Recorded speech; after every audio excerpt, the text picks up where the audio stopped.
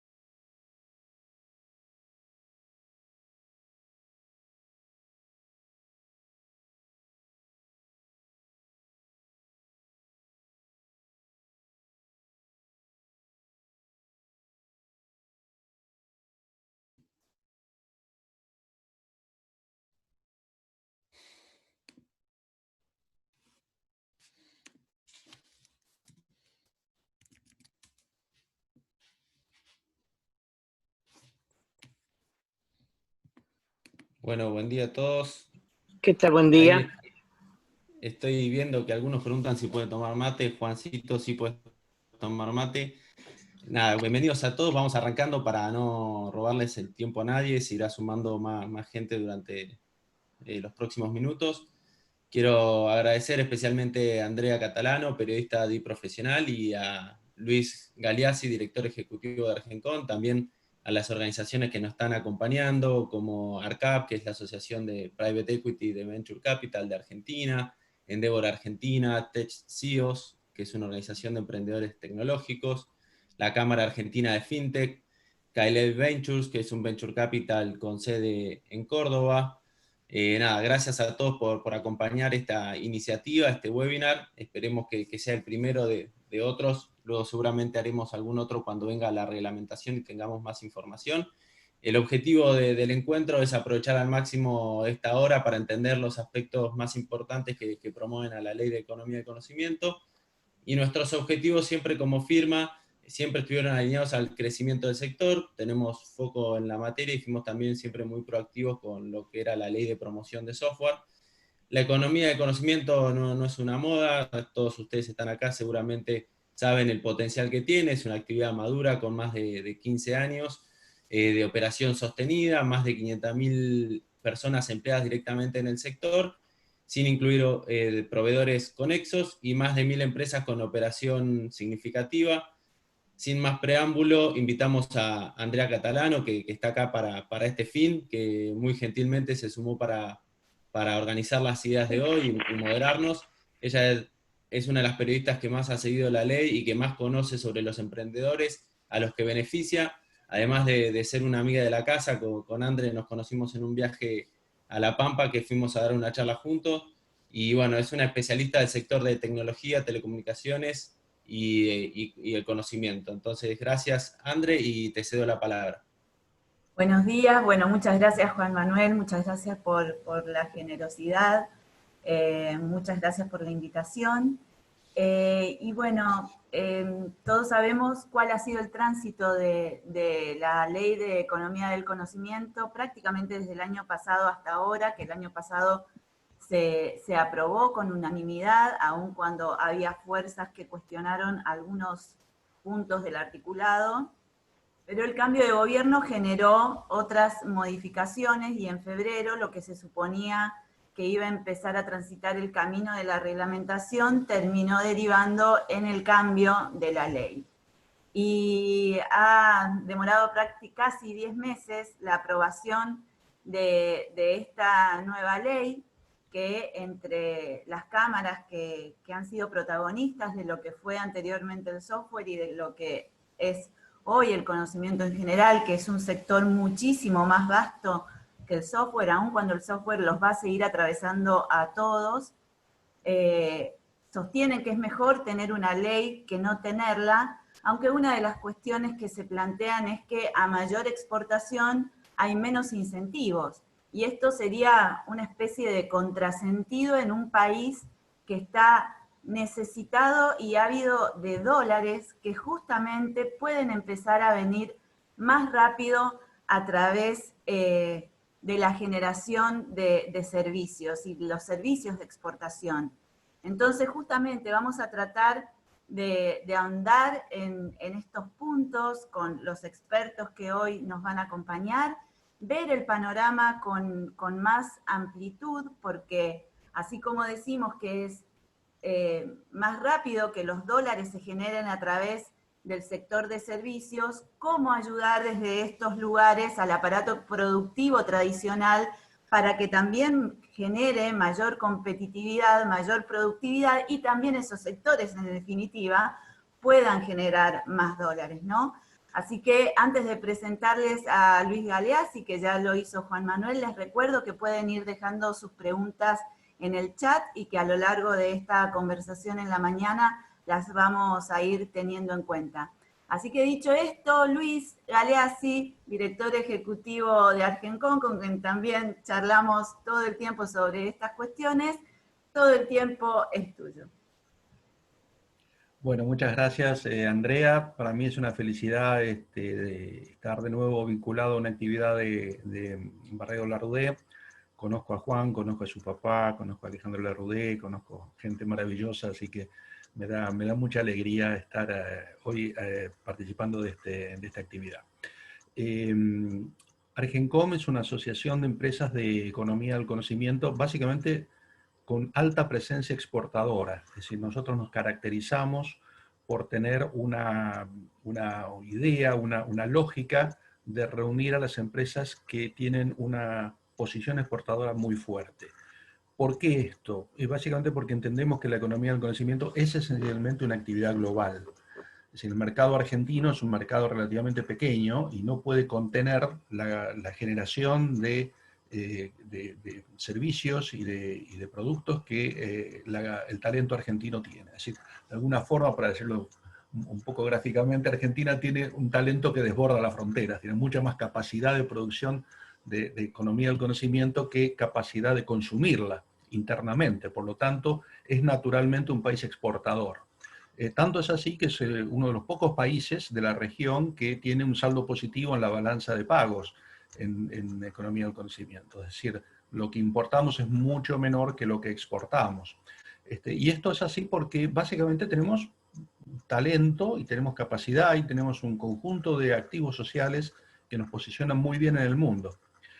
Y de alguna forma eso es uno de los vectores de la economía del conocimiento que pueden darse al país como una dación, como una forma de impulsar a la reactivación económica, el desarrollo social, la vinculación con la ciencia y tecnología. Es decir, es uno de los vectores de crecimiento económico que nos pueden caracterizar en el mundo. Si de alguna forma la experiencia argentina del siglo pasado fue determinada por la ley de educación pública del año 1884, que creó una base de educación en la población argentina muy superior al resto de los países del mundo, y hablo del mundo porque incluso de los países europeos. Argentina era un país más educado que muchos países de Europa a comienzos del siglo pasado. de alguna forma esa figura de que el conocimiento nos puede poner en un lugar destacado y nos puede permitir un desarrollo social y económico y regional muy amplio, bueno, la economía del conocimiento puede producir ese mismo efecto este siglo. Es decir, estamos de alguna forma en la inauguración de una nueva etapa de la economía mundial, una nueva revolución, como se plantea, donde Argentina tiene con qué competir. Entonces, básicamente eso es lo que queremos mostrar desde Argencom, es decir, la capacidad que tiene Argentina para trabajar en este frente. Yo les voy a pedir si podemos ir proyectando una pequeña presentación que preparé para hoy. Así que mientras eso aparece, les contaré que estamos invitados, ya ayer participamos del Consejo Económico Social que se ha conformado, y bueno, nosotros como Argencom y como representantes de la economía del conocimiento tenemos la vocación de volcar en ese Consejo Económico Social, lo que de alguna forma ya venimos haciendo desde la constitución de Argencom hace 7 años, con los gobiernos anteriores, no solo nacionales, sino a nivel provincial, es decir, la difusión, la evangelización respecto de los valores que tiene la economía del conocimiento para los argentinos. Vamos al primer slide, avanzamos, y les muestro un poquito cómo fue la secuencia histórica en estos últimos años de lo que hoy es la Ley de Economía del Conocimiento.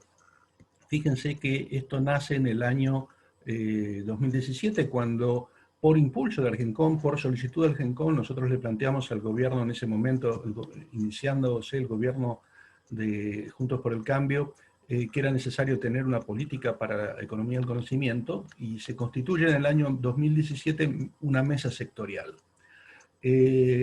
Producto del trabajo que se hizo en esa mesa sectorial y del debate que hubo respecto de cómo tenía que ser una política pública para el sector, el 10 de junio del año 2019 se sanciona la Ley 27506 de Economía del Conocimiento. Y el 15 de octubre, o sea, poquito tiempo después, 3 meses después, o 4 meses después, se sanciona el decreto reglamentario que deja a la economía del conocimiento en condiciones de operar a partir del 1 de enero del 2020, que era el inicio de la vigencia. En ese momento se produce el cambio de gobierno y las nuevas autoridades, en febrero de este año, 2020, suspenden suspenden el reglamento, dejan en suspenso la ley que estaba votada, la 27506, que sigue vigente, y proponen una reforma. Esa reforma va al Congreso y, a pesar de la pandemia y de las dificultades que tuvo el Congreso para sesionar, el 20 de mayo se sanciona en diputados.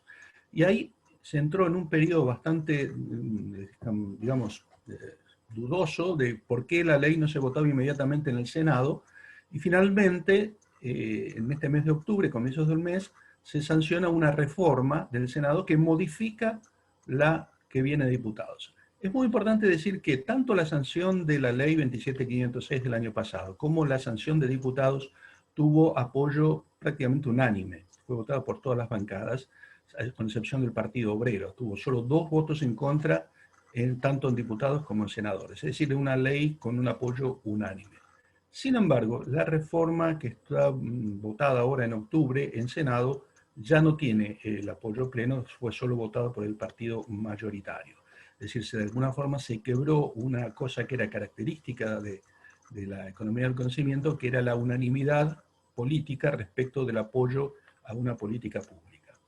Estamos en esa situación. Para nosotros fue, digamos, de alguna forma sorpresivo, porque la media sanción que se votó en diputados había sido propuesta por el propio gobierno, es decir, era el propio Ministerio de Producción el que produjo la reforma que se votó en diputados. Sin embargo, en Senado se fue contra el propio proyecto que presentó el Ministerio de Producción, con lo cual de alguna forma hubo un cambio de marcha dentro del oficialismo. Esa reforma que tenemos votada ahora es la que entrará en fase de reglamentación. De hecho, nosotros estamos trabajando con el Ministerio de Producción, acercándole ideas y conceptos que creemos deberían ser parte del reglamento, tal que el reglamento, ya sea el decreto reglamentario y las resoluciones administrativas, se conozcan el resto del año, y que podamos empezar el año 2021 con una ley en vigencia. Esto es más o menos la cronología de cómo llegamos a este punto y cómo se ha formulado la ley. Avancemos un slide más. Nosotros en todo este camino hemos planteado las ventajas, los beneficios que tiene la Ley de Economía del Conocimiento. Y básicamente esos están reflejados en una cantidad de argumentos que tiene nuestro sector para explicar que la economía del conocimiento es mucho más que una política sectorial. Es una política global, es una política que le importa al país en su conjunto. Genera un ingreso de divisas como, salvo el sector exportador oleaginoso, ningún otro sector puede crear en Argentina, es una fuente natural de ingreso de divisas, crea bases de recaudación fiscal en todo el ancho del país, con lo cual genera una solidez financiera, tiene superávit fiscal, es un sector que le aporta al fisco y tiene una relación en la cual por cada empleado nuevo que se agrega al sector, tiene una relación de 4:1 respecto del costo fiscal de la promoción. Es decir, esto es una promoción, esto no es un subsidio, ¿no? Eso tiene que entenderse muy bien. Favorece el desarrollo industrial por todo lo que es el efecto transversal que tiene en el conjunto de la economía. Tiene un amplio despliegue federal porque es una actividad que ocupa a todo el país, prácticamente donde hay una universidad, hay una fuente de talento que puede ser usado por la economía del conocimiento, y esto va desde Jujuy a Tierra del Fuego.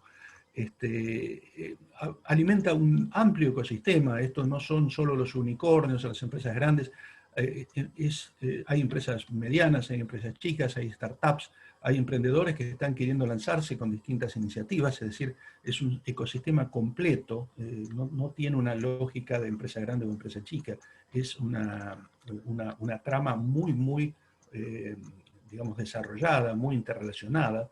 Tiene una amplia vinculación con ciencia y tecnología porque tiene que capturar innovación permanentemente.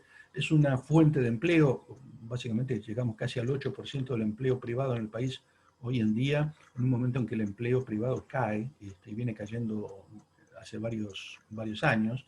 Por lo tanto, somos una de las fuentes más resilientes de generación de empleo.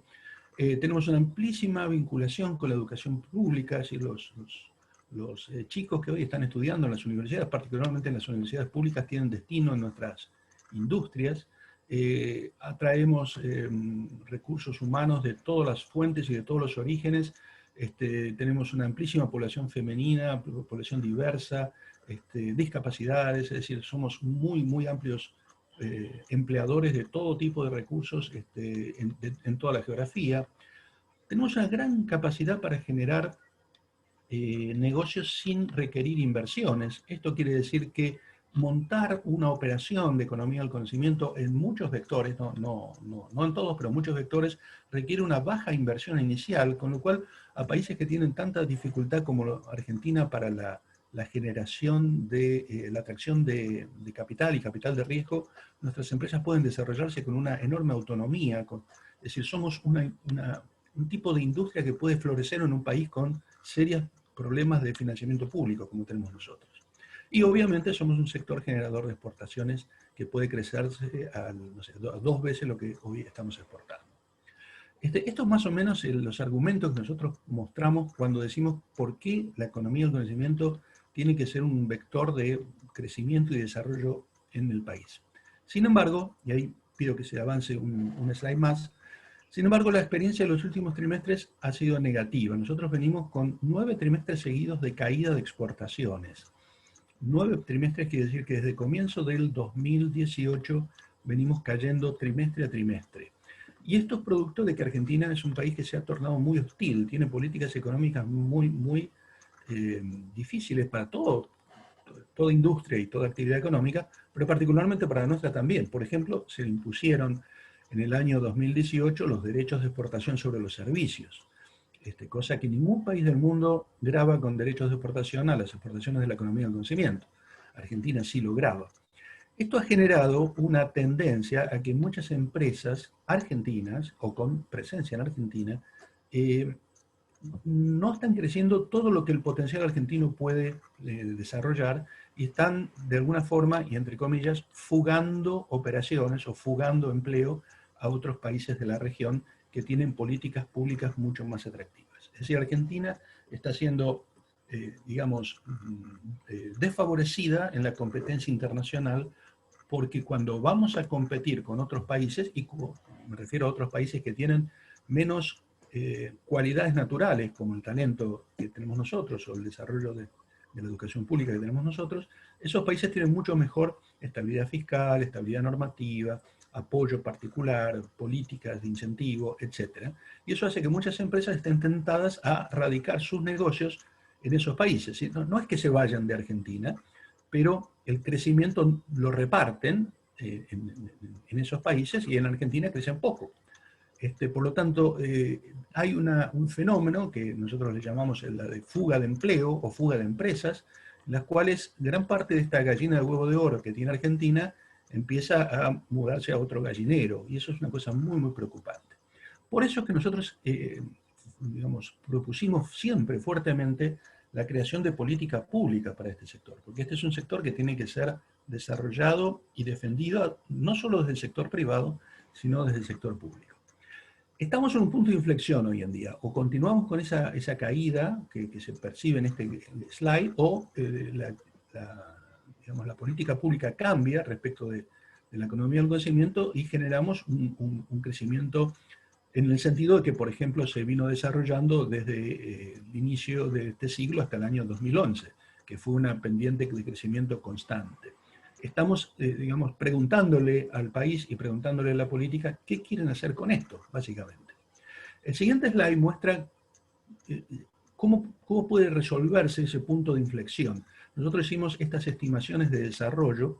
Le pediría que, a ver si pueden enfocar un poquitito mejor el slide. Exactamente.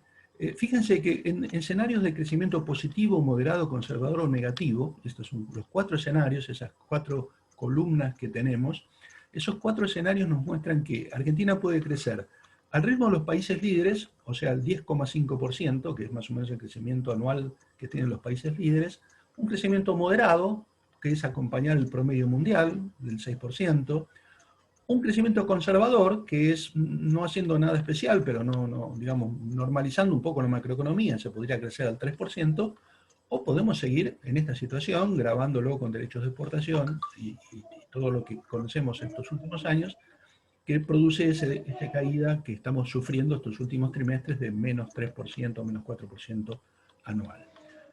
Y en función de esas proyecciones, las exportaciones argentinas pueden ir a 16.000 millones, a 11.000 millones, a 8.500 millones o a 4.200 millones. ¿Sí? Esto implica el gran punto de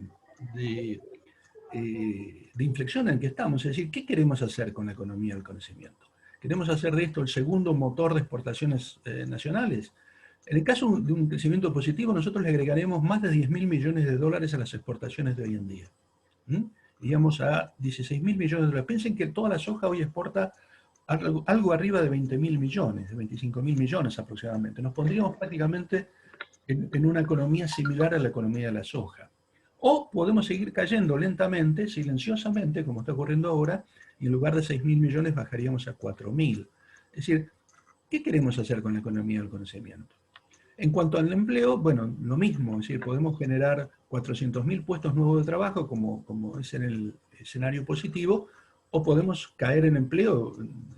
Hoy en día tenemos 440.000 empleos formales, podrían caerse a 80.000, 100.000 puestos de empleo si no se defienden las fuentes de trabajo. Por lo tanto, Argentina está en un punto de inflexión. La Ley de Economía del Conocimiento es esperada como una de las respuestas que tiene que dar la política pública a esta pregunta que nosotros le hacemos a los gobiernos, ¿qué quieren hacer con esto? Y de alguna forma ha respondido parcialmente estas preguntas. Nosotros creemos que esta ley, y ahora lo vamos a analizar punto por punto, perdió algo de la potencia que tenía la ley 27.506 y requiere que se siga trabajando en el sector. Yo diría ya, entonces, pasaría al slide siguiente y les mostraría básicamente, sin entrar en mucho detalle técnico, qué ha cambiado de la ley original respecto a la ley que tenemos hoy en día. ¿Sí? ¿Cuáles son los efectos principales? Y para no aburrirlos con mucho detalle técnico, hice una síntesis, que no me salió tan sintética, pero bueno, destaqué los puntos más importantes. Por ejemplo, actividades promovidas, artículo 2. Básicamente, la reforma no ha introducido cambios. Lo que hizo es especificar algunos tópicos, sobre todo los servicios profesionales exportables. En lugar de tenerlo como un título, lo desarrolló con un contenido más de detalle. Y esto es porque básicamente lo que se quiso es definir a nivel de la ley, cerrar un poco el concepto de servicios profesionales exportables, porque podía entenderse que cualquier servicio podía ser, digamos, actividad promovida por la ley. En este caso se ha tipificado los servicios que son amparados en la ley. Pero básicamente podemos decir que el alcance de actividades económicas se ha mantenido. En cuanto a cómo se puede ingresar a la ley, se requiere que el 70% de la facturación de la empresa esté en la actividad promovida. En el caso particular de las actividades informáticas y las actividades de servicios profesionales, se pueden combinar uno y otro, digamos, pero no con el resto de las actividades. Eso es un tecnicismo que si quieren algunos quieren hacerme alguna pregunta luego, se las respondo.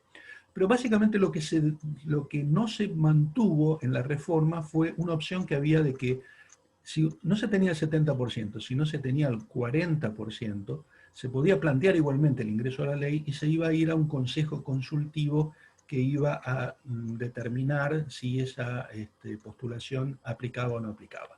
Esa figura del 40% quedó eliminada en la última reforma, por lo tanto, vamos a un criterio más restrictivo de ingreso a la ley, en la cual se necesita el 70% de la facturación de la empresa, del vehículo legal que se presenta al sistema, a la promoción, para poder ser considerado.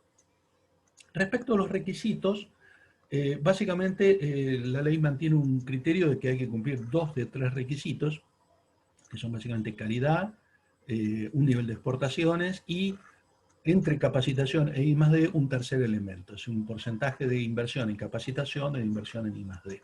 Para los servicios profesionales se quita la posibilidad de aplicar el beneficio de exportaciones, con lo cual necesariamente hay que cumplir con calidad o capacitación e I+D. Digamos, esto quedó restringido para los servicios profesionales. De alguna forma tenemos algunas preguntas establecidas para decir, por ejemplo, si uno llega al 50% del requisito de capacitación y el 50% de I+D, sumado los dos, ¿cumplen el objetivo? Es decir, ¿se pueden integrar capacitación e I+D o hay que considerárselos por separado? Bueno, esta es una pregunta que la reglamentación nos va a tener que responder, es decir, si son sumables los conceptos de capacitación o I+D, o hay que considerarlos independientemente. Pero básicamente los requisitos son bastante altos, bastante exigibles. Para una empresa grande, la inversión en capacitación, por ejemplo, se fija en el 5% de la inversión salarial, de la masa salarial, lo cual no es poca inversión, no es poco gasto. El punto siguiente es que esos porcentajes que se establecen para capacitación, para I+D, para exportaciones, pueden ser incrementados cada 2 años. Es decir, la autoridad de aplicación tiene la posibilidad de decir que en lugar de 5% de capacitación, sean 6 o 7 u 8 o lo que fuere. Es decir, se sabe cuál es el requisito de entrada al sistema, pero no se sabe cuál es el requisito que va a haber a futuro, porque esa es una capacidad discrecional que tiene la autoridad de aplicación, o sea, a incrementar el nivel de requisito. Esto crea una seria preocupación en varias empresas que dicen, bueno, yo puedo entrar a la ley con esta regla, pero si me cambian la regla a futuro, por ahí me caigo de la ley dentro de 2 años o dentro de 4 años. Es decir, aquí hay un punto de discrecionalidad que se suma a otros puntos de discrecionalidad que tiene la ley que cuando se analiza como empresa que quiere entrar al sistema generan preocupación. Después se agrega que hay que cumplir con obligaciones fiscales, laborales, gremiales y previsionales. Es lógico que una empresa tenga que estar en regla, pero algunas definiciones, por ejemplo, ¿cuáles son las obligaciones gremiales? ¿Y quién te manda, digamos, una constancia o te expide una constancia de que vos no tenés obligaciones gremiales incumplidas? Bueno, esa es una cosa bastante vidriosa. Y obviamente la reglamentación va a tener que definir con bastante exactitud de qué se trata esto, y cómo se puede hacer para que una empresa pueda demostrar que no tiene obligaciones pendientes. En algún caso será una constancia que emita un organismo público, ¿qué otra constancia? No sé, es el sindicato el que tiene que emitir esa constancia. Bueno, se entra en situaciones que pueden tener bemoles, digamos, o consecuencias en el espacio laboral. Lo cual hay que seguir con atención un poco cómo la reglamentación hace esta reglamentación. Y finalmente, el requisito de capacitación se pide que se haga con entidades del sistema educativo, lo cual tampoco es muy razonable, porque evidentemente las empresas hacen muchísima su inversión en capacitación, en autoentrenamiento, es decir, entrenamiento interno, sin la existencia de ninguna presencia de un sistema, una entidad del sistema educativo, una universidad, un instituto técnico. Es decir, digamos, el requerimiento de que la capacitación tenga que hacerse con entidades del sistema educativo es bastante extraño al sector, porque básicamente la capacitación se hace, la mayor parte de la inversión en capacitación se hace con recursos propios y con personal propio. Se manda a un empleado a un curso, o se lo manda al exterior, o lo que fuera. Por lo tanto, este es un tema bastante conflictivo, en nuestra opinión. Ya se lo hicimos saber a la autoridad de aplicación, de que esta es una expresión que no se entiende claramente qué quiere decir. Por lo tanto, estamos en espera de que se resuelva vía la reglamentación. Seguimos adelante. Como ustedes ven, digamos, los cambios que han habido no son cambios menores, ¿no? Si vamos a los beneficios, hay un cambio muy grande, que es que el bono de crédito fiscal que se extiende ahora pasa a ser intransferible. Intransferible. O sea que solo puede ser aplicado contra posiciones tributarias de la misma empresa. Esto le ha quitado una gran capacidad de liquidez al bono, porque uno solo puede aplicarse contra la propia posición. Y tiene una vigencia por 24 meses, con lo cual si no se lo pudo aplicar en 24 meses, el bono cae en particular. Esto afecta particularmente a los exportadores, porque los exportadores, al no tener posición de IVA, la ley dice que lo pueden aplicar sobre ganancias, pero normalmente el bono de crédito fiscal es mayor que la ganancia.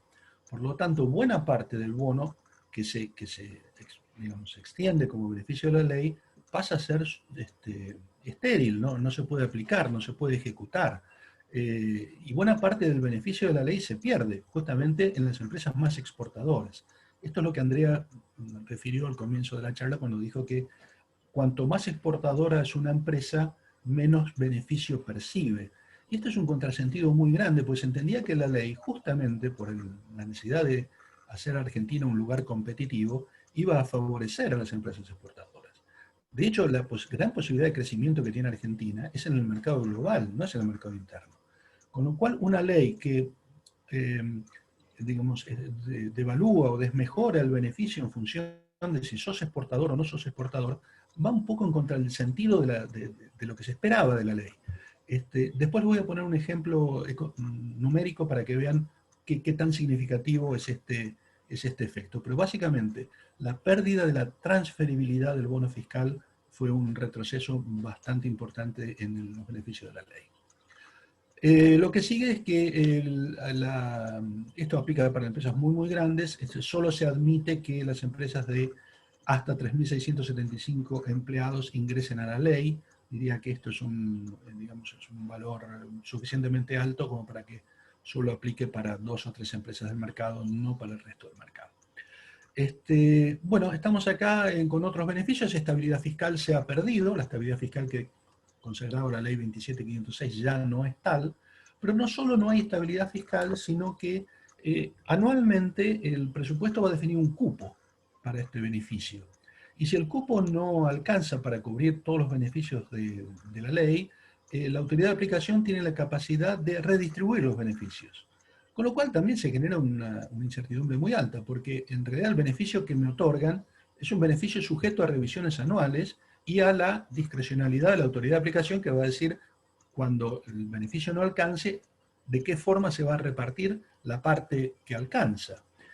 Por lo tanto, problema, es decir, se genera un nuevo factor de incertidumbre que es difícil que a esta altura se pueda subsanar. Es decir, esta es una definición estructural de la ley, ¿sí? Y genera, obviamente, piensa que la ley tiene 10 años de vigencia, hay 10 presupuestos en el camino, y en cada uno de los presupuestos el cupo fiscal puede ser reducido, con lo cual hay un signo de pregunta acerca de si los beneficios se van a sostener en el tiempo.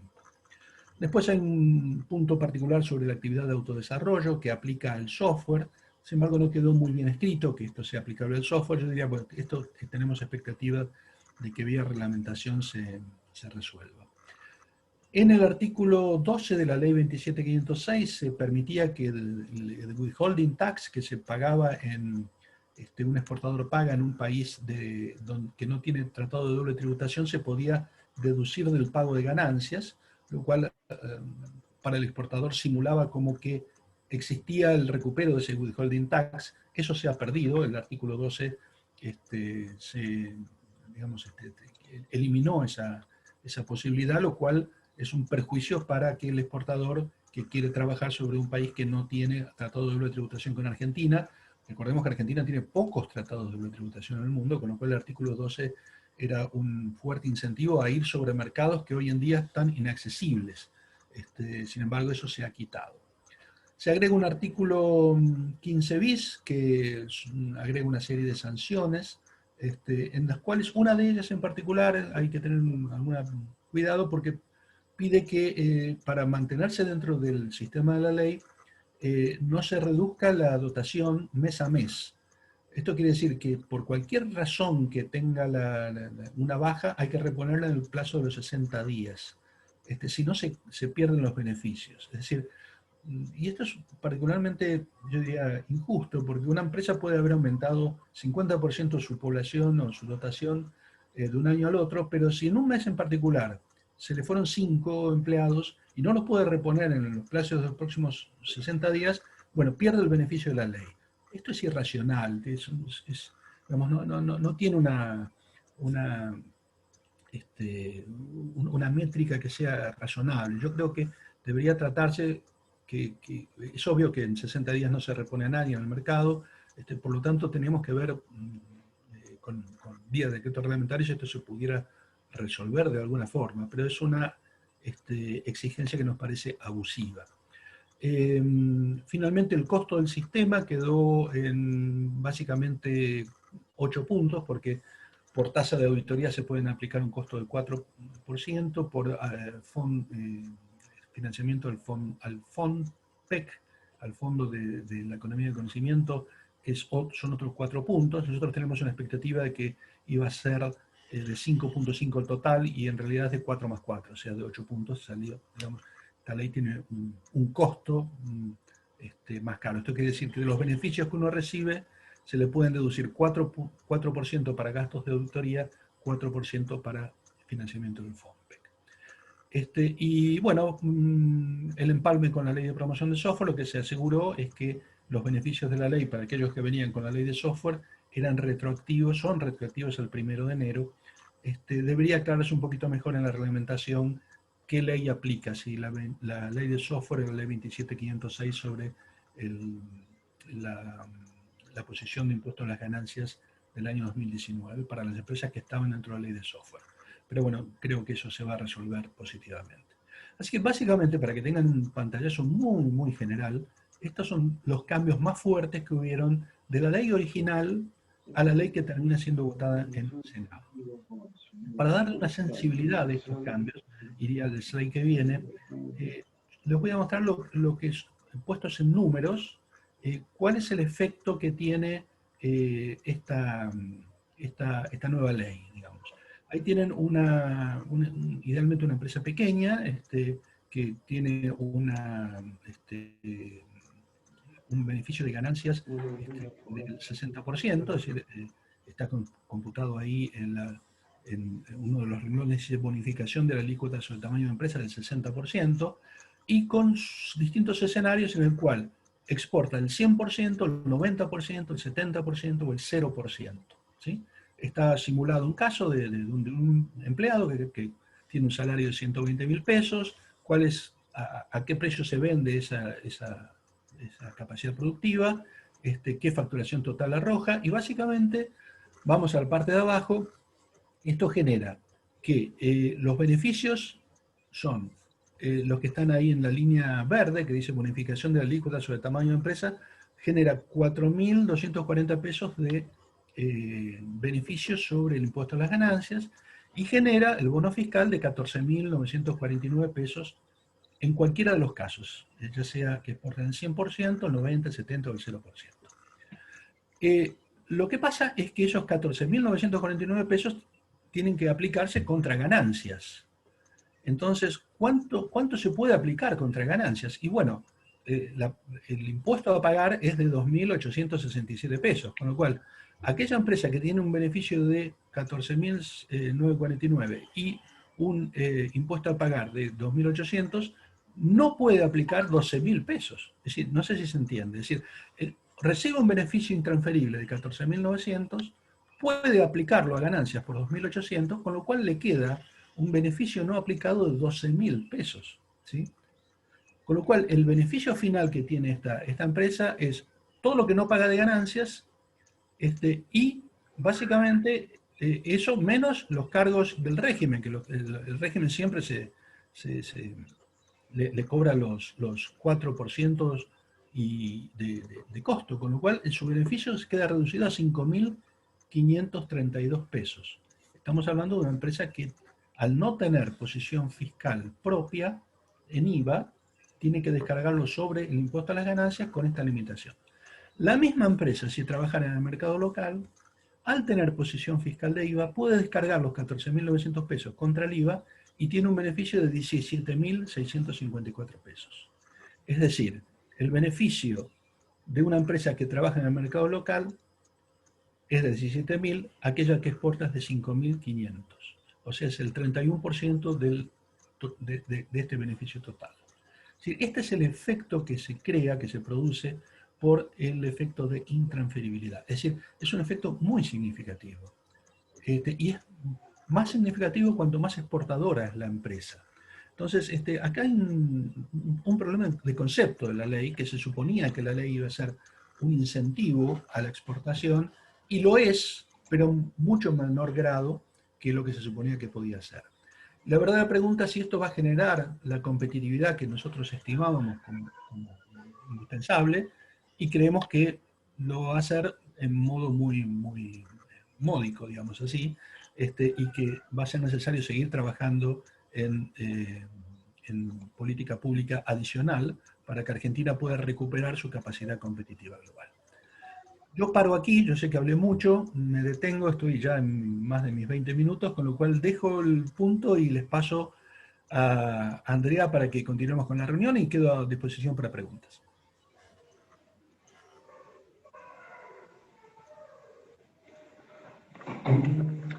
Estaba muteada, que es parte del ejercicio que vamos aprendiendo en esta época.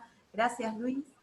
Y bueno, para empezar a conversar con Juan Manuel y después seguir dando pie a varias de los planteos que están surgiendo en el chat, les vuelvo a recordar que pueden dejar sus preguntas en el chat. Justamente hablando de la capacidad exportadora y de varias de las cuestiones que planteó Luis respecto a la diferencia que se estableció entre empresas grandes y pequeñas. Hace unos días la subsecretaria de Economía del Conocimiento, María Apólito, planteó que este era el momento en que las grandes empresas tenían que hacer un esfuerzo justo y solidario, y que esto implicaba que las grandes compañías recibieran menos beneficios. El impacto de alguna manera está expresado por lo que dijo Luis. Ahora, lo interesante es pensar si este tratamiento tributario de la economía del conocimiento, como se está planteando en este sector, puede que los más grandes tributen más y los más chicos menos, puede ser el puntapié para plantear una reforma tributaria más general hacia adelante, que es una de las cosas que necesita también reformar el país. Bien, gracias, Andre. También aprovecho, está Daniel Colinas, Carlos Palotti. Vamos a aprovechar un poco después el tema para preguntas, y obviamente cualquier persona que quiera abrir el micrófono después lo vamos a dar. Voy a tratar de ser breve para después que Mauri pueda contar un poco los requisitos más en detalle y los beneficios. Pero como bien decía André, bueno, digamos, el sistema tributario argentino tiene grandes problemas desde siempre, esto no es algo de ahora. Las distorsiones e inequidades se han agravado mucho en los últimos años. Obviamente vemos que la balanza fiscal viene siendo negativa durante muchos años y eso obviamente es una torta cada vez más grande de gasto que con ingresos cada vez menores y obviamente una ley del conocimiento que promueva la exportación y que promueva el desarrollo de esta actividad generaría mayor base imponible, ¿no? Pero bueno, creo que el tema del impuesto a las ganancias y armar una escala dependiendo eh, del tipo de empresa o la magnitud de la empresa, bueno, el impuesto a las ganancias es un impuesto progresivo que mide la capacidad contributiva de los contribuyentes y es el impuesto más justo, sin importar si es grande o chico, con lo cual, en mi opinión, no me parece una segregación que le haga bien a la industria, más allá del concepto de intransferibilidad, que mientras más exportás y peor es. Creo que siempre debemos ir más por la parte positiva, digamos, en todo caso, como el que se hicieron algunas excepciones para las microempresas, es en lugar de quitarle a los que mejor les va y promoverlos a que inviertan más, generar incentivos para los que están iniciando para que el contexto Argentina no les influya tanto. Y bueno, mientras más grandes son, digamos, también es importante que las empresas tienen mayor capacidad de planeamiento fiscal internacional.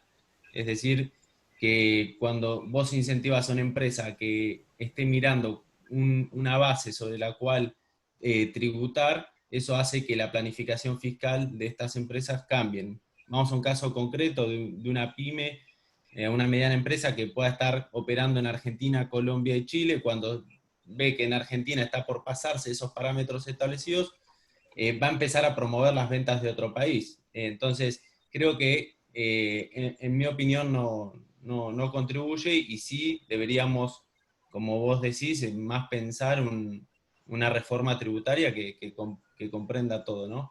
El esquema ideal es que el que mejor le va tribute más, pero al que le va mal, sin importar si es chico o grande, digamos, tribute menos. Entonces, ir por la positiva en tratar de que las empresas quieran incentivar más. El costo fiscal, digamos, ya habló un poco Luis de todo de todo lo que eso genera, que si bien el nuevo texto limita bastante, las ventajas para estas compañías más grandes es un buen camino mantener la política de Estado, obviamente, como lo dijo Luis, pero bueno, desde ya que el beneficio no es tan grande y desde ya que para las startups va a ser una reducción de cargas patronales y de ganancias bastante importante, que bueno, nada, no quiero por ahí ahondar más ahora, ir directamente, le paso la palabra a Mauri para que es uno de los especialistas del equipo y que trabaja con nosotros, con los clientes de tecnología y startups, y que bueno, que ya viene hablando con varios clientes, ya venía trabajando con el tema de la ley de promoción de software y bueno, también preparando a las empresas para la ley. Mauri, te cedo la palabra para que vayamos concreto a los beneficios Dale. y a la y a los requisitos y después dar lugar a preguntas que nos queda poco tiempo. Hola, muy buenos días a todos. Muchas gracias, Juan. Bueno, más que nada ahora voy a compartir pantalla, voy a compartir una presentación y vamos a ver más que nada los requisitos. Vamos a ver más que nada los requisitos con respecto a la ley de promoción, a la promoción, la ley y conocimiento de la economía. Ahora bien, en primera instancia planteamos las actividades promovidas, después vamos a ver los sujetos alcanzados, los requisitos de inscripción y los beneficios fiscales, ¿sí? Actividades promovidas. Como bien había comentado Luis, no hubo cambios en sí en lo que respecta a las actividades, pero sí se especificó y se enumeró cuáles van a ser los servicios de exportación, ¿sí? Cuáles van a ser los servicios profesionales de exportación. Por lo tanto, les comento rápido, lo que es actividades de software e informáticos digitales, vendría a ser el desarrollo, implementación y puesta a punto de productos y servicios de software, e-learning, e-commerce, seguridad informática, diseño, implementación y puesta a punto de software con destino en mercado exterior, desarrollo de software a medida, desarrollos complementarios de productos de software, implementación y puesta a punto de software de terceros con valor agregado, videojuegos, y lo que se agrega, como les había comentado, los servicios de exportación enumera cuáles van a ser los servicios de exportación considerados para la inscripción o, digamos, actividades promovidas consideradas dentro de la Ley de Economía del Conocimiento. ¿Qué van a ser? Los servicios jurídicos, contables, consultoría, recursos humanos, auditoría, compliance, traductores, búsqueda de recursos humanos, publicidad, creación y realización de campañas publicitarias, diseño web, industrial, textil, gráfico, editorial, interactivo, arquitectura e ingeniería. Como vuelvo a repetir, no hubo cambios en lo que respecta a las actividades con respecto a la ley original, sí lo único que hubo es una enumeración de los servicios profesionales de exportación para dar digamos, un marco aclaratorio a qué servicios iban a estar dentro de la actividad promovida dentro de la ley. Bueno, dejando de lado eso, ahora comenzamos a ver quiénes son los sujetos alcanzados. Los sujetos alcanzados tampoco hubo cambios, pero bueno, mucho no hubo cambios, pero vamos a especificar ciertas características que hubo. Bueno, todas las personas jurídicas constituidas en la Argentina y habilitadas para actuar en el país, como bien menciona Luis, hay un tema que aclara que no deberán poseer, digamos, poseer deudas y certificados de libre deudas, tanto a nivel impositivos, previsionales y gremiales. Por lo tanto, ahí lo que necesitamos que el reglamento aclare a qué se refiere con lo que es un certificado o un libre deuda gremial, quién lo va a otorgar y bajo qué criterios. Para aquellas microempresas que tengan una actividad mínima de 3 años, desde la inscripción del IVA, se va a poder considerar, siempre y cuando no puedan cumplir con el 70% de la facturación de actividad promovida, se va a poder considerar la inscripción, pero no así para aquellas empresas que ejerzan la actividad de exportación de servicios, ¿sí? De servicios profesionales. Dicho beneficio no va a ser considerado para dicha actividad, ¿sí? También se deberá considerar para los sujetos alcanzados que desarrollen propiamente dicho una actividad promovida, y después tenemos que mencionar que existen requisitos específicos, digamos, requisitos esenciales y requisitos particulares. Bueno, los requisitos, principales es que el 70% de la facturación de la actividad, un 70% de la facturación corresponde a una actividad promovida. Un cambio importante que tenemos que ver acá es que se implementó con la última promulgación de la ley, es que no se va a considerar dentro de ese 70% los autodesarrollos y la facturación intercompany, ¿sí? Algo muy importante a tener en cuenta para aquellas empresas que tenían vinculadas y que se facturaban entre ellas desarrollos o tenían facturación de actividades promovidas entre ellas. Por lo tanto, no se va a considerar los autodesarrollos ni tampoco la facturación intercompany. El periodo de evaluación por el cual va a considerar, evaluar el 70% de la facturación promovida, por lo que se dice es un periodo de evaluación del último año. Acá la reglamentación va a tener que especificar si va a ser el último año calendario o el último año fiscal, ¿sí?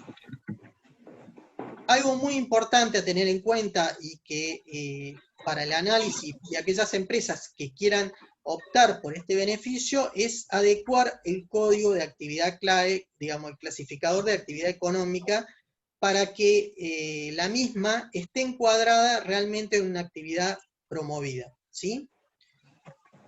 Después entramos en lo que son los supuestos particulares, ¿sí?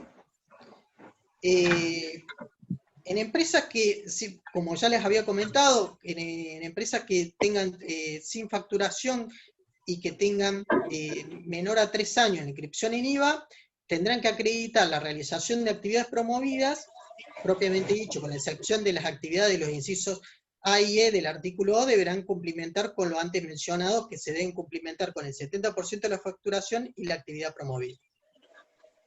Bueno, requisitos. Aquí entramos en los requisitos, volvemos a los requisitos primordiales y luego entramos con los requisitos particulares.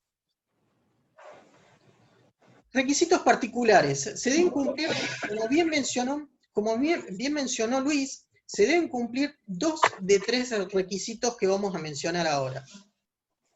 Primero, un requisito relacionado a calidad, en el cual se deberá acreditar la realización de mejoras continuas en la calidad, ya sea de los productos o servicios o procesos, mediante normas de calidad reconocidas y aplicables, las cuales van a ser, digamos, enumeradas, si bien en el reglamento, pero podemos decir, por ejemplo, normalizado por normas ISO, por dar un ejemplo, ¿sí? Después se deberán cumplir, se podrá cumplir con acreditar la realización de inversión, ya sea tanto en investigación y desarrollo, en actividades comprendidas, en un porcentaje, en los siguientes porcentajes de la facturación total del último año. Esto introduce un cambio importante porque antes no clasificaba a la empresa como un requisito, digamos, no, el porcentaje era el mismo para todas las empresas y ahora está discriminado por, digamos, por clasificación de empresa, teniendo en cuenta que la microempresa tendrá que demostrar un 1% de inversión en investigación y desarrollo, la pequeña y la mediana empresa deberá demostrar un 2% y las grandes empresas deberán demostrar un 3% en lo que es inversión en investigación y desarrollo, ¿sí? Después, otros de los criterios a invertir es en capacitación. Capacitación de los empleados afectado a la actividad comprendida en los siguientes porcentajes, en un porcentaje en relación a la masa salarial del último año, dependiendo también de la categorización de la microempresa. Dependiendo de la categorización de la empresa. La microempresa estará en un 1%, va a ser como requisito indispensable un 1%, pequeña y mediana un 2%, y grandes empresas un 5%. Algo que agrega debajo, digamos, de este artículo, y menciona que se podrá considerar el doble cuando la capacitación corresponde a empleados menores a 25 años y empleados mayores a 45 años, y además si la persona a la cual se le está capacitando ingresa al mercado laboral en el caso de las mujeres, ¿sí? Después, ¿Cómo le va? Después dentro de otros criterios, digamos, de otros requisitos particulares a cumplimentar, es propiamente dicho un criterio de exportación, digamos un requisito de exportación, en donde acrediten la realización de exportaciones de bienes o servicios en el desarrollo de la actividad promovida, en el porcentaje que vamos a mencionar ahora, que va a corresponder a las microempresas en un 4%, pequeñas y medianas empresas en un 10% y grandes empresas en un 13%. ¿Sí? Esos serían más que nada los requisitos a cumplimentar. Como les había comentado, la flexibilización para las microempresas con menos de 3 años de actividad solo deberán acreditar que la realización de la actividad promovida y acreditar un certificado PYME como microempresa. No se considera dentro, vuelvo a repetir, no se considera dentro de este beneficio o esta flexibilización aquellos que desarrollen actividades profesionales de exportación, ¿sí? ¿Qué tiene? Quienes obtengan este beneficio de flexibilización, dicho beneficio será finalizado a los 4 años desde el inicio de la actividad o deberá cumplimentar con los requisitos normales como de cualquier compañía. Si la misma deja de ser microempresa, lo que ocurra primero, digamos, deberá cumplir con los requisitos normales. Bueno, beneficios fiscales, entre los cuales tenemos el cambio de estabilidad fiscal por estabilidad de los beneficios, el bono de crédito fiscal, la exclusión de retención y percepción de IVA, la tasa reducida del impuesto a las ganancias y el gasto deducible del tax credit pago en el caso de los exportadores en países de doble tributación. La estabilidad de los beneficios, acá hubo un cambio importante. Antes, en la ley original, se refería a una estabilidad fiscal, la cual generaba una cierta, digamos, tranquilidad que la carga impositiva no iba a poder ser modificada. En cambio, ahora, la estabilidad está en relación a los beneficios y no en relación a la carga impositiva. Por lo tanto, genera un poco, como podría decir, un poco de inseguridad, y es más, en el artículo se enmarca que existe la posibilidad de existir cambios en la carga tributaria, por lo tanto, no sé si puede generar, digamos, una inestabilidad para quienes ingresen a la ley. Dicha estabilidad de los beneficios estará desde la fecha de la inscripción y no podrán modificarse los beneficios otorgados por esta ley hasta el vencimiento de la misma, que es el 31 de diciembre del 2029. ¿Sí? Ahora bien, el bono de crédito fiscal. Se le otorgará un bono de crédito fiscal intransferible hasta el 70% de las contribuciones pagas correspondientes a empleados afectados a la actividad promovida. ¿Por qué digo hasta el 70%? Como bien sabemos, y como mencionó Luis, existe digamos, va a haber un límite, o puede existir un límite en lo que es la otorgación de los bonos. Por lo tanto, puede ser del 70 hasta el 70%. El porcentaje me parece que va a estar reglamentado y especificado bien cuáles van a ser las condiciones que se le va a otorgar a cada compañía. Las características de dichos bonos que tiene son las siguientes. El plazo de utilización va a ser de 24 meses. El mismo para todos los beneficiarios lo podrán utilizar para la cancelación de tributos nacionales, específicamente más que nada el IVA, y queda excluido el impuesto a las ganancias. No podrá utilizarse para cancelar deudas anteriores a la incorporación del régimen. Podrá cancelar impuesto a las ganancias en el porcentaje no mayor a las exportaciones para aquellos beneficiarios que acrediten exportaciones de actividades promovidas. No será computable para la determinación del impuesto a las ganancias, algo que estaba en duda por varias, antes de promulgarse la ley, estaba en duda si el mismo se iba a considerar como una ganancia dentro de la determinación del impuesto. Ahora se especifica que dicho bono no será computable dentro de la ganancia neta del impuesto, y estará sujeto, como bien les mencioné, a un cupo fiscal. Dicho bono se podrá incrementar al 80% siempre y cuando se cumpla con ciertas incorporaciones, como por ejemplo, ya sea nuevas incorporaciones transexuales, bisexuales, homosexuales, personas que no hayan, digamos, estado en relación de dependencia en el sistema previsional. Más que nada, lo que va es al incremento del bono para todo lo que es la inclusión social, ¿sí?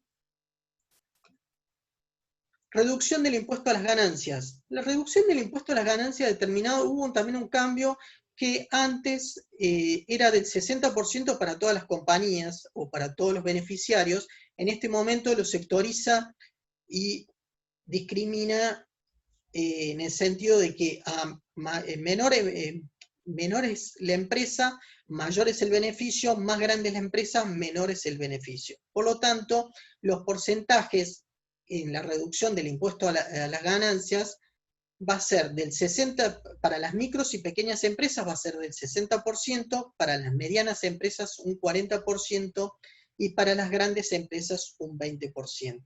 ¿Sí? Ahora bien, antes, en la ley original, la reducción del impuesto determinado era sobre la alícuota. Ahora, actualmente, es sobre el impuesto determinado. ¿Sí? Exclusión del régimen de retención y percepción de IVA. No serán sujetos de pasible de retención y percepción del impuesto al valor agregado aquellos que efectúen operaciones de exportación. ¿Sí? Tengamos en cuenta que, según lo que enmarca el artículo, podrán aquellos que no sean exportadores, podrá ser otorgado el beneficio siempre y cuando cumplan los requisitos o las particularidades que mencionará el reglamento y con la aprobación del Ministerio de Desarrollo Productivo y del Ministerio de Economía. ¿Qué quiero decir con esto? Que los exportadores de pleno derecho tendrán la exclusión por retención y percepción de IVA, pero aquellos beneficiarios de la ley que no sean exportadores podrán solicitar la misma, pero a verificación del Ministerio de Desarrollo Productivo y del Ministerio de Economía. ¿Sí? Gasto deducible. En la ley original permitía como deducción el impuesto análogo efectivamente pagado en el exterior. Actualmente, lo que dice es, no te permito la deducción del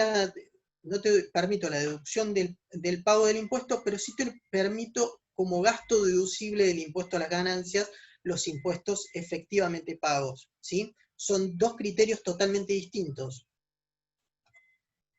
Bueno, con eso más que nada comentamos lo que es los beneficios y los requisitos para más o menos ingresar a la ley. ¿Sí? Juan, André, paso con vos. Bueno, muchísimas gracias, Mauri. Vamos a dar lugar a las preguntas. Y una que dejó Alejandro Simón para Luis, para Juan. Teniendo en cuenta esta especie de desincentivo que hay a la exportación, ¿conviene trabajar más en el mercado laboral? ¿En el mercado local? Bueno, objetivamente sí, es decir, se reciben más beneficios si la operación es en el mercado local que si se concentran las exportaciones. Lo que tiene que mirar cada empresa para definir cuál es la óptima posición es cuánta base tributaria local tiene y compararlo con cuál es el bono de crédito intransferible que recibe. En la medida que la base impositiva sea superior al bono, quiere decir que puede aplicar todo el beneficio, si toma todo el beneficio. En la medida que su base tributaria se vaya reduciendo, va a tener que ir sacrificando, se va esterilizando parte del beneficio. Es una cosa que tiene que analizar con cada asesor impositivo. Ahí creo que Barreo Larrodé va a hacer buenos negocios analizando cuál es la posición óptima de cada empresa, ¿no? Juan. Bueno, creo que sí, creo que algo que afecta mucho y que lo marcó Luis en la presentación, que es el tema de los problemas cambiarios que tiene el país, que eso hace que muchas empresas, así todo con los beneficios, sigan analizando la posibilidad de estructurar sus negocios en otros países, y bueno, eso lo hemos visto cómo bajó las exportaciones en el último periodo, desde que está el cepo. Y bueno, eso también son temas a contemplar, que influyen mucho a la hora de contratar las personas en la Argentina o en otros países. Ariel Provenzano pregunta si el motivo del quiebre que sufrió la ley se debió más a cuestiones técnicas o a cuestiones políticas. Buena pregunta. No, yo creo que por lo menos refleja dos criterios dentro del oficialismo, porque lo que hay que destacar es que el proyecto del Ministerio de Producción fue el que aprobó diputados.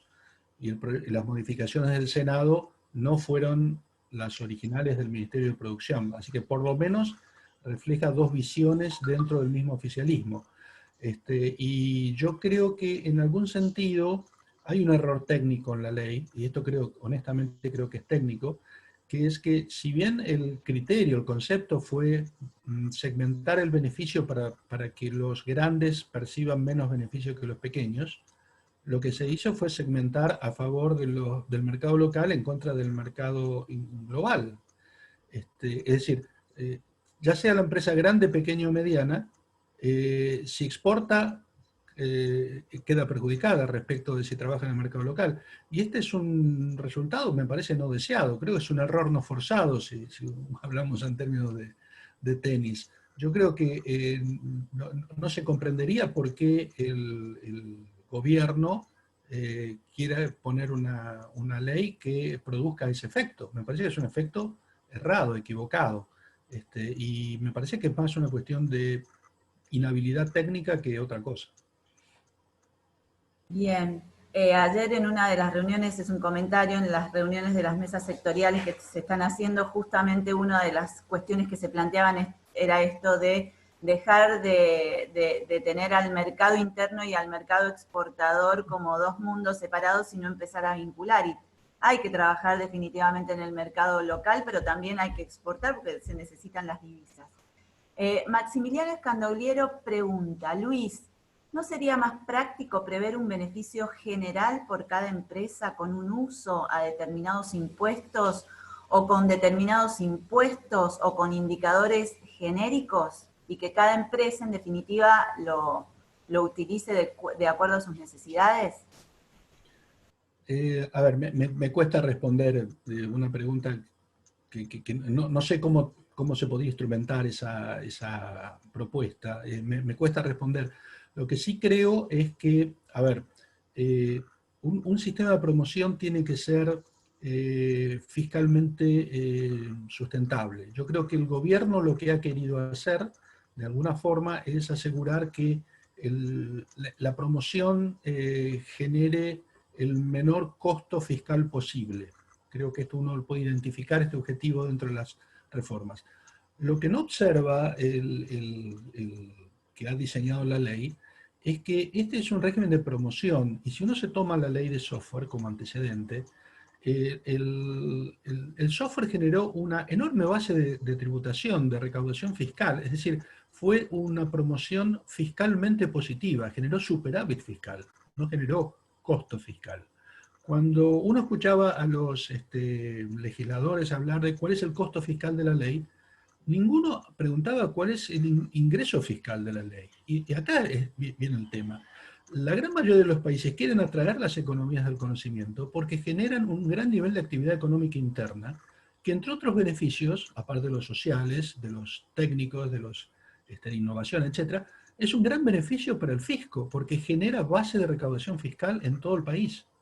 Entonces, una de las razones por las cuales promover la ley de economía del conocimiento es el superávit fiscal que viene atrás. Cuanto mejor es la promoción, mayor va a ser el superávit.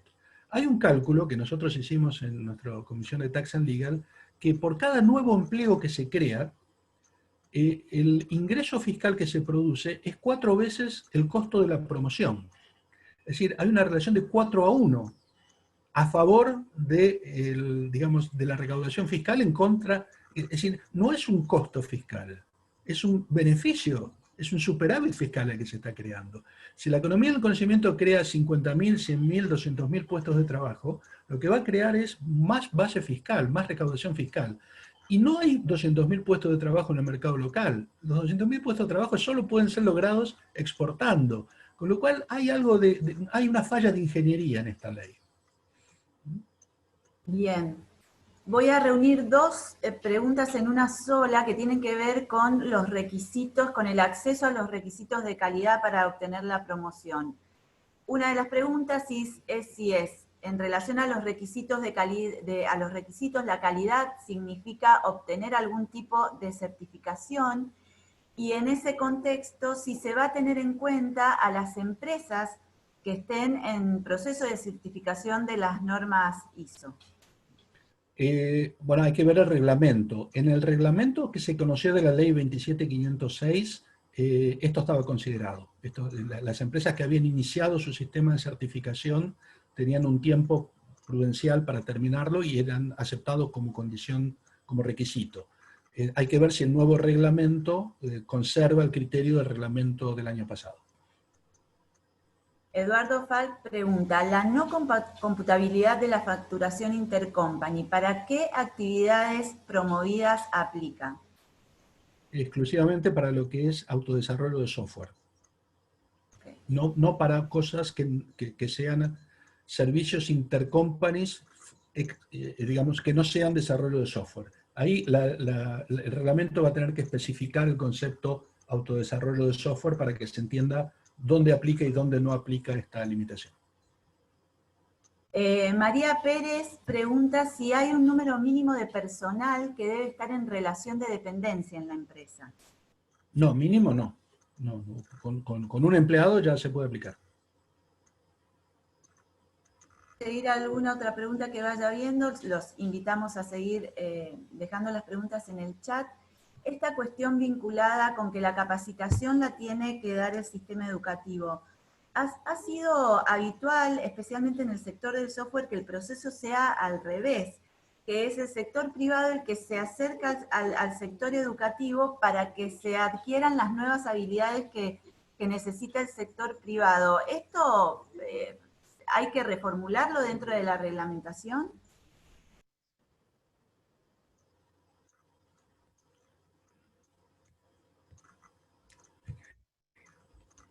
No sé, la verdad que hubo iniciativas del sector público, voy yo, Luis, si querés, pero no soy un especialista en el tema. Sin dudas, todo el tema de educación está creciendo un montón. Hay iniciativas del sector privado para tratar de hacer carreras intermedias para no llegar a tener que invertir en desarrollar tantos ingenieros y generar, digamos, oferta laboral. Y hubo también iniciativas del sector público con el programa 101 y bueno, diferentes iniciativas que se intentan hacer, pero sin dudas es un mercado que es global y que va a demandar más, y en la medida que nosotros podamos generar más talento, y si el privado lo está incentivando es porque también hay una oportunidad de negocio, ¿no? Entonces. Bien. Ezequiel Giuliani dice que él presentó la documentación el 20 de diciembre de 2019, antes del cierre de la ley anterior. A su entender, ¿le conviene tratar de retomar esa gestión o presentar todo de nuevo? De nuevo, creo que hay que ver si lo que se presentó el año pasado, bajo el reglamento del año pasado, es consistente con el nuevo reglamento. Ahí hay que esperar al nuevo reglamento, evidentemente. Así que yo diría que esperemos eso, esperemos la reglamentación y veamos si esos expedientes que ya están presentados, que no están habilitados, porque ninguno de esos que se presentó el año pasado en el sistema, van a tener que ser o convalidados por la autoridad de aplicación o va a exigir alguna presentación complementaria, dependerá del reglamento. Si no terminó siendo aprobado es porque hay alguna limitante que fue desde el Departamento Legal del Ministerio de Producción que lo frenó normalmente. El problema, más que problema, en realidad sí, esa presentación anterior la tienen que tener en cuenta, porque acuérdense que la ley decía que había que expresar la voluntad de quedarse en el régimen para tener una habilitación provisoria y que los beneficios no se cortaran en ningún momento, ¿no? Con lo cual, esa es la base de la retroactividad del beneficio para quien la obtenga, ¿no? Así que eso lo van a tener que tener en cuenta, independientemente de los números de trámite o número de expediente que después le asignarán a cada uno, ¿no? Hay dos situaciones distintas, aquellas que estaban en la ley de software, aquellos que son nuevos presentantes. Aquel que no estaba en la ley de software y presentó su expediente, ese no está habilitado. Ese va a tener que esperar el nuevo reglamento y ver cómo aplicar. A nosotros nos quedaron 3 casos en el medio presentados y que no tuvimos aprobación definitiva. Así que tenemos que ver qué pasa. Roberto Gaviansky, perdón si lo pronuncio mal, dice, somos desarrolladores y fabricantes de impresoras 3D que destinamos exclusivamente a la exportación. En su momento, Mariano Mayer, el anterior subsecretario de Pymes y que estaba vinculado con este tema, nos había dicho que estaríamos incluidos en esta ley, pero que entiende o supone que ahora no es así. ¿Quién puede contestarle si está incluido o no? Como actividad, entiendo que está incluido en la actividad, creo que en el inciso I, que es de Industria 4.0 y varias, es un texto bastante largo. Creo que como actividad está incluida, después habrá que ver si los requerimientos se cumplen o no se cumplen, o sea que el 70% de la actividad de la facturación se cumpla, etcétera, etcétera. ¿Sí? Pero como actividad me parece que sigue dentro del alcance de la ley. La alícuota de impuesto a las ganancias es para los ejercicios comenzados a posteriori de la promulgación de la nueva ley o para los ejercicios en curso. A ver. Ahí lo va a tener que especificar el reglamento. Hay que esperar el reglamento. Hay que esperar el reglamento. Se creería, digamos, en primera instancia se podría considerar que aquellos que tenían, que eran continuadores de LPS y que tienen el beneficio a partir del 1 de enero del 2020, para el ejercicio 2020 se lo podría computar, pero bueno, habría que esperar bien el reglamento a que especifique ese tipo de particularidades. Sí, de acuerdo. En mi opinión. De acuerdo. Gonzalo Slavoch pregunta, nosotros desarrollamos, fabricamos y comercializamos productos en los que todo el conocimiento y desarrollo está embebido en un producto, es decir, que la facturación principal es por la venta de esos mismos productos. ¿Esa facturación cuenta para el requisito? Bueno, a lo mejor me dan... todos los criterios que hay desde el nacimiento de la ley de software es que el software embebido está incluido, ¿sí? Y hay jurisprudencia de empresas que se han presentado y estudios que se han hecho. Lo que sí hay que justificar mucho es que en realidad el principal, lo que está embebido principalmente es software o conocimiento y no es una ensambladuría.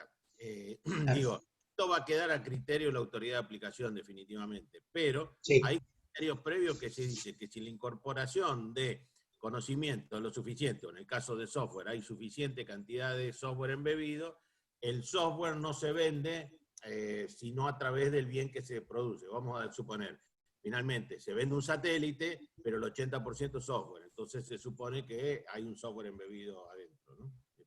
El criterio que se ha seguido hasta ahora, supongo que no se va a cambiar, pero depende de la autoridad de aplicación en definitiva. Complemento lo que dice Carlos, es que para la última, digamos, reforma, no la que se votó, sino la que salió de diputados, existía un consejo consultivo que seguramente iba a valorar estas zonas grises que comenta Carlos. En este caso no hay, ese consejo consultivo se eliminó, pero la autoridad de aplicación tiene la facultad de hacer consultas técnicas para especificar, esas pueden llegar a ver. Con lo cual, lo que va a ocurrir es que si la autoridad de aplicación no tiene autoridad técnica por sí misma para definir esas zonas grises, seguramente va a llamar a alguien en consulta, sea una universidad, o sea, bueno, no sabemos bien quién, respecto de esa zona gris que tienen que definirse. De todas maneras, el software embebido como tal está incluido, está específicamente incluido en la ley. Sí. Sí. Facundo Sierra pregunta algo relacionado con comentarios que estuvieron haciendo también a lo largo de la charla. En la reglamentación anterior, para lo que estaban inscritos en la ley del software, ¿recuerda algún porcentaje máximo de reducción de nómina para mantener los beneficios? ¿Sabemos si ahora se debe mantener la cantidad de los últimos meses? Bueno, Luis, estuviste hablando de algo vinculado con eso, ¿no? Sí, sí, en el artículo 15 bis que se agrega, se habla específicamente de la necesidad de mantener la dotación. Lo que todavía se está discutiendo es si, por ejemplo, una baja por jubilación afecta el número, o si es una baja natural que no tendría que afectar el derecho a estar dentro del sistema promocional. Según la letra de la ley, hasta que el reglamento no lo interprete, no distingue la razón de las bajas, lo cual es un tema de preocupación. Nosotros creemos que en la reglamentación debería hacerse cierta valoración de cuál es la causa de las bajas. Una cosa es un despido directo, otra cosa es una jubilación, o lo que fuere, digamos. Entonces, Una renuncia. o una renuncia, exactamente. Por eso Como siempre existió en la ley anterior, ¿no? Igual. El artículo 15 bis genera cierta preocupación acerca de cómo va a ser interpretado, porque te baja del sistema, ¿no? Sencillamente. Bien, bueno, sabemos que han quedado algunas preguntas que no las vamos a poder responder en este espacio, pero sí les van a ser respondidas de manera particular a cada persona. Como un cierre general, tanto Luis Galeazzi como Mauricio Gallero han planteado los ejes sobre los que se asienta la nueva ley aprobada y también algunas de las dificultades o cosas que no están claras o cuestiones que no hacían al espíritu inicial ni de la ley de economía del conocimiento ni de la primigenia del software, que tenía que ver con desarrollar el sector a partir de las exportaciones. Y tal vez este tema de que pareciera que conviene más concentrarse en el mercado local que en el exportador, cuando vivimos en un mundo en donde hay que generar exportaciones y vincularlos con los demás, eso no pareciera estar claro y seguramente ese, como tantos otros puntos que mencionaron los dos oradores, van a ser el motivo de la reglamentación. En principio pareciera que el gobierno tiene buena predisposición, pero también sabemos que hay cuestiones que han sucedido en el marco de la discusión de la ley y que no está muy claro por qué sucedió lo que sucedió. Así que les agradecemos a todos su presencia, les agradecemos su participación, las preguntas, vuelvo a insistir, les serán respondidas aquellas que quedaron pendientes. De mi lado, muchísimas gracias por la convocatoria y por siempre estar acompañando a personas que trabajan para ir para adelante con la Argentina a través de todas estas actividades que nos exige este nuevo mundo. Muchas gracias. Gracias a todos. Gracias a todos. Gracias, Gracias a Andrés. todos.